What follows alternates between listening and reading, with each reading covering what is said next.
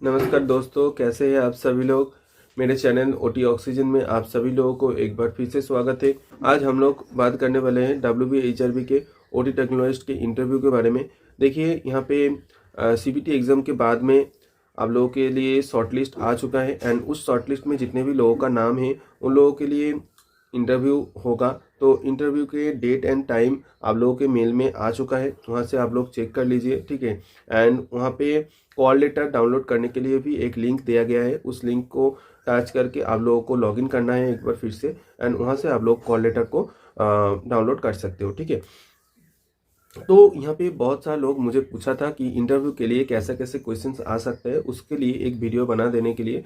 तो इसी के लिए मैं आज आपके सामने हूँ एंड मैं कोशिश करूँगा कि जितने भी हो सके आप लोगों को हेल्प करने के लिए। तो पहले मेरा जो बोलने का चीज़ रहेगा कि इम्पोर्टेंट टॉपिक क्या क्या रह सकता है इस इंटरव्यू के लिए, ठीक है। देखिए यहाँ पे दोनों चीज़ मतलब जो CBT एग्ज़ाम एंड इंटरव्यू, इन दोनों के नंबर को मिला के आप लोगों को मतलब कि सिलेक्शन होगा, ठीक है। तो इसीलिए इंटरव्यू भी बहुत इंपॉर्टेंट चीज़ है। ऐसा नहीं है कि इंटरव्यू में अगर आप लोगों का मतलब नंबर कम आ जाए तो भी आपका सिलेक्शन हो जाएगा, ठीक है। तो इंटरव्यू को अच्छा से देने का यही मतलब रहेगा एक, कि अपना कॉन्फिडेंस, अपना जो पर्सनालिटी है, अपना ओटी के ऊपर आपका जो नॉलेज है वो आपको दर्शाना होगा। एंड नेक्स्ट जो चीज़ है कि आप ज़्यादा से ज़्यादा मार्क्स वहाँ पे आप लोगों को लेना होगा, ठीक है। ताकि आप लोग अगर रिटर्न में थोड़ा कम भी कर पाए हो मतलब CBT एग्ज़ाम में, तो ये आपका भरपाई हो जाए, ठीक है। तो आइए देख लेते हैं आपको इंपॉर्टेंट कौन कौन से टॉपिक के ऊपर ध्यान देना होगा, ठीक है।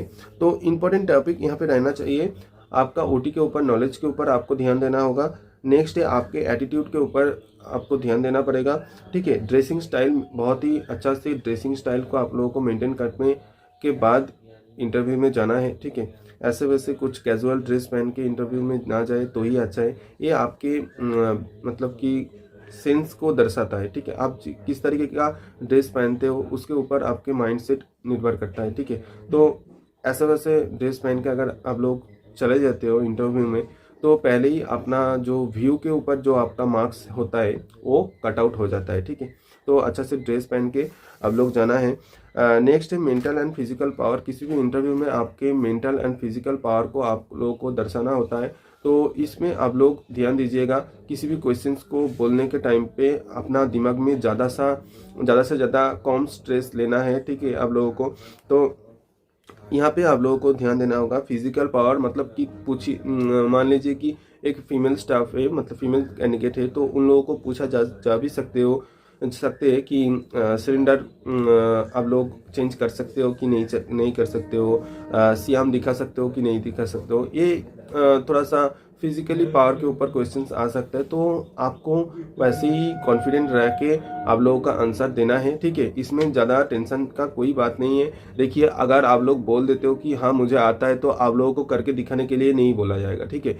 अगर आप लोगों को पूछा है कि सियाम दिखा सकते हो या नहीं दिखा सकते हो, अगर आप लोग बोल दिया कि मैं तो कभी दिखाया ही नहीं हूँ तो कोशिश करूँगा दिखाने का, यहाँ पे आप लोगों का जो ओवरऑल मार्क्स है, मतलब कि उसका जो व्यू है वो थोड़ा गिर जाता है, ठीक है। ऐसा नहीं करना है, आप लोगों को कॉन्फिडेंटली आंसर देना है, हाँ मुझे आता है, ठीक है।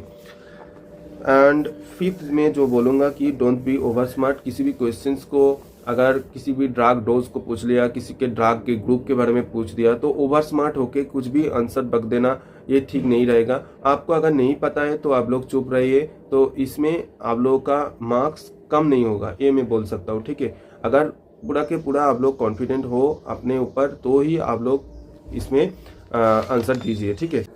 तो अभी हम लोग देख लेंगे कि क्वेश्चंस के टाइप क्या क्या रह सकते हैं। तो क्वेश्चन के टाइप को बोलने के पहले मैं एक इम्पॉर्टेंट चीज़ आप लोगों को देना चाहता हूँ कि क्वेश्चंस ज़्यादातर मुझे लगता है कि CBT एग्जाम्स के जो क्वेश्चंस के पैटर्न हुआ है उनके ऊपर बेस करके क्वेश्चंस आएगा आप लोगों को, ठीक है।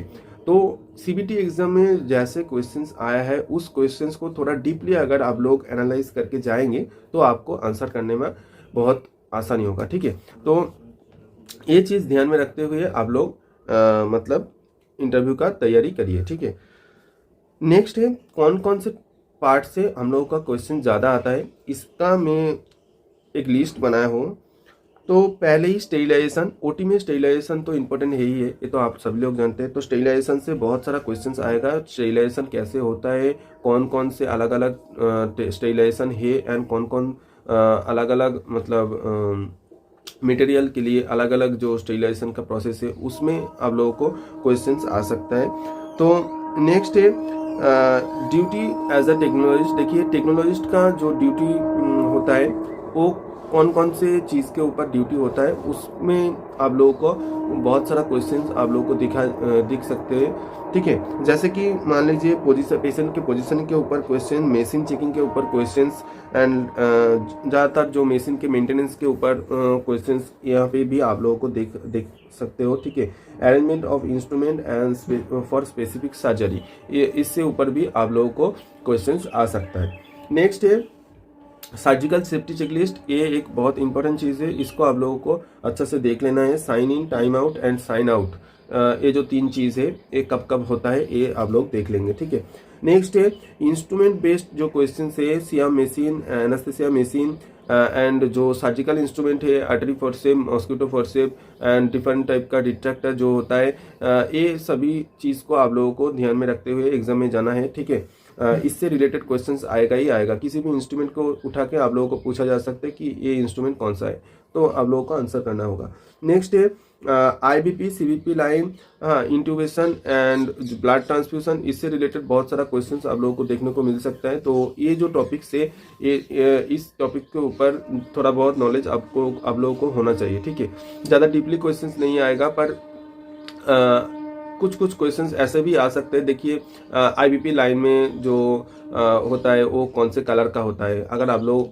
ये भी नहीं बोल सकते, ये इजी क्वेश्चन है, तो मॉनिटर में कौन सा कलर में वो शो करता है, ये बेसिक क्वेश्चंस आ सकता है। ठीक है, तो बेसिक क्वेश्चन से आएगा, पर आप लोग इस टॉपिक को देख लेने से क्या होगा, आप लोग मतलब एकदम से नया मतलब सिचुएशन में नहीं आएंगे। ठीक है, आप लोगों को थोड़ा पहले से ज्ञान रहेगा तो अच्छा होगा। ठीक है, नेक्स्ट है बायोमेडिकल वेस्ट मैनेजमेंट से क्वेश्चंस आएगा, एनास्थेसिया बेस्ड क्वेश्चंस आएगा। एनास्थेसिया का जो अलग अलग टाइप का एनास्थेसिया होता है, अलग अलग फेज में जो जनरल एनास्थेसिया होता है, कौन कौन से ड्रग होता है, एनास्थेसिया का तो बहुत भास्ट चैप्टर है। कौन कौन से इक्विपमेंट यूज होता है, उसका उस इक्विपमेंट का मतलब इंट्यूबेशन, मान लीजिए कि ईडी ट्यूब है तो ईडी ट्यूब में कितना एयर देना पड़ता है, ऐसे ऐसे क्वेश्चन बहुत सारा आएगा। कफ का प्रेशर क्या होता है, एलएमए का मतलब साइज क्या होता है इतने केजी का पेशेंट के लिए, ऐसे क्वेश्चंस बहुत सारा आ सकता है। नेक्स्ट है मास्ट कैजुअलिटी एंड ट्रायल सिस्टम के ऊपर भी क्वेश्चंस आएगा। इमरजेंसी मैनेजमेंट के ऊपर क्वेश्चंस आएगा एंड सीपीआर के ऊपर तो ऑब्वियसली क्वेश्चंस आएगा ही आएगा। तो ये चीज़ आप लोगों को देख लेना है। मैं ज़्यादा डिटेल्स में ये वीडियो नहीं बनाऊंगा, मैं सिर्फ आप लोगों को टॉपिक बोल दिया, इसके ऊपर क्वेश्चंस आएगा ही आएगा, आप लोगों को देखने को मिल जाएगा। ठीक है, एंड लास्ट में एक चीज़ आप लोगों को बोलना चाहता हूँ कि आप लोग जिस भी क्वेश्चंस का आंसर दीजिएगा वो बहुत ज़्यादा कॉन्फिडेंस के साथ आंसर दीजिएगा। ठीक है, इससे आप लोगों का जो मतलब व्यू है वो उसके मतलब इंटरव्यूअर जो है जो कंडक्ट करा रहे हैं इंटरव्यू, उन लोगों के आंख में आपका व्यू क्लियर कट हो जाएगा। ठीक है, तो इससे आपका एक्स्ट्रा बेनिफिट आप लोगों को मिल सकता है। ठीक है, तो कॉन्फिडेंस में रह के आप लोगों को आंसर देना है। किसी भी क्वेश्चन का आंसर अगर आप लोग देना चाहते हो तो कॉन्फिडेंस के साथ आप लोगों को आंसर देना है, यही लास्ट बात है। तो चलिए आप लोग अच्छा से एग्जाम दीजिएगा। Thank you for watching this video.